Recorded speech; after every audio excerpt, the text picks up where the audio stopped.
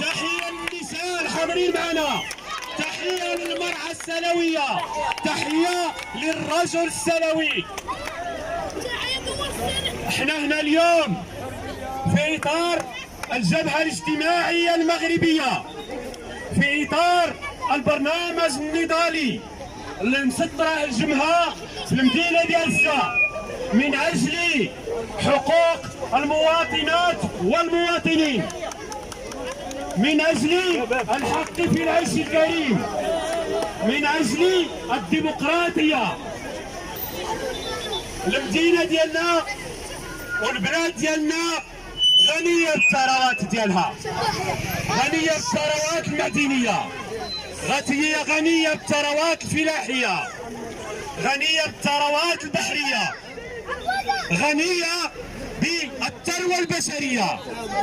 ولكن مع الأسف هذه الثروات استولى عليها واحد قلة قليلة من المضاربين ومن المافيات العقارية، وخلاو الشعب المغربي والشعب السلوي يعيشوا الفقر. وحنا من ولاد الشعب المقهورين من أجل حقنا جميعا. ولهذا فأدعوكم وأدعوكن وأدعو الجميع بالالتحاق بهذه الجبهة الاجتماعية التي هي جبهة واسعة فيها كل الأحزاب السياسية المناضلة وكل النقابات المناضلة. وباش حنا مواطنين ولا حقوق لا قوانين، وباش حنا مواطنين ولا حقوق لا قوانين. فوسفات وجوج بحورة،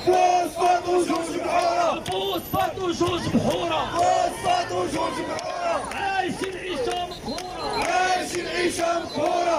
شكرا على تغطية هذه الوقفة الاحتجاجية ديال الجبهة الاجتماعية المغربية في المدينة ديال زدا. هذه الوقفة الاحتجاجية كتجي في إطار البرنامج النضالي اللي سطرته الجبهة الاجتماعية المغربية في زدا من أجل النضال على كافة الواجهات من أجل حقوق الشعب المغربي ومن أجل حقوق الساكنة ديال المدينة ديال زدا. المدينة ديال زدا اللي كتعاني من التهميش، تعاني من الفقر، تعاني من البطالة، تعاني من الهجوم على السكان والمواطنات والمواطنين، كتعاني من هدم البيوت لعشرات الالاف من المواطنات والمواطنين. اظن على انه في هذه الاونه الاخيره السلطات ديال مدينه زدا غادي تكون هجمات وهدمات اكثر من 10,000 سكن، وبما يعني على انه ما يقرب من 100,000 ديال السكان ديال مدينه زدا تم الهجوم عليهم وهدم بيوتهم وتركهم للتشرد دون ان تكون السلطات قد عملت على ايجاد حلول بديله. كما اننا نحتج من اجل حق الشباب ديال المدينه ديال زدا في الشغل وفي التعليم المجاني وفي التطبيب والصحه وفي الحق في العيش الكريم، ونناضل كذلك وخاصه في هذه الفتره أن تتراجع عن الزيادات في الأسعار، هذه الزيادات المهملة التي مست كل الطبقات الشعبية وحتى الطبقات الوسطى في هذه المدينة وفي هذا البلد.